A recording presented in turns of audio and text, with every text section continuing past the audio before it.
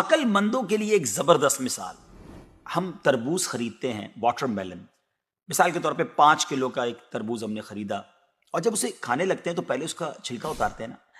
5 کلو میں سے کم از کم 1 کلو کا تو چھلکا نکل جاتا ہوگا، یعنی آلموسٹ 20%، 20% تو کم ہو جاتا ہے.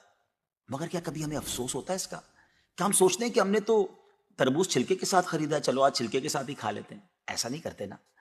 اچھا، ہم چکن بھی تو خریدتے ہیں، زندہ ثابت، اسی کو تولتے ہیں، تلواتے ہیں، پیسے دیتے ہیں، مگر جب کھانے کی باری آتی ہے، پکانے کی باری آتی ہے، تو اس کے بال، اس کی خال، اس کی آلائشیں نکل جاتی ہیں، تو ویٹ تو کم ہو جاتا ہے. مگر کبھی اس پر دکھ ہوتا ہے؟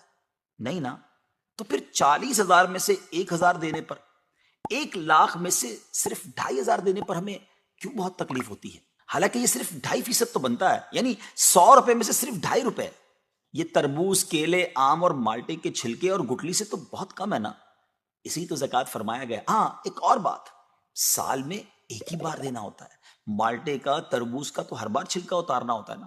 یہ 100 روپے میں سے 2.5 روپے یا 1,00,000 میں سے 2,500 روپے سال میں ایک ہی بار دینا ہوتا ہے، اور اسی کو زکوٰۃ کہا گیا. کیا برکت والا کام ہے یہ. مال بھی پاک، ایمان بھی پاک، دل اور جسم بھی پاک، اور معاشرہ بھی خوشحال. اتنی معمولی رقم، یعنی 40 روپے میں سے صرف 1 روپے، اور فائدے کتنے زیادہ، اجر کتنا زیادہ، برکت کتنی زیادہ. تو اب اپنی زکوٰۃ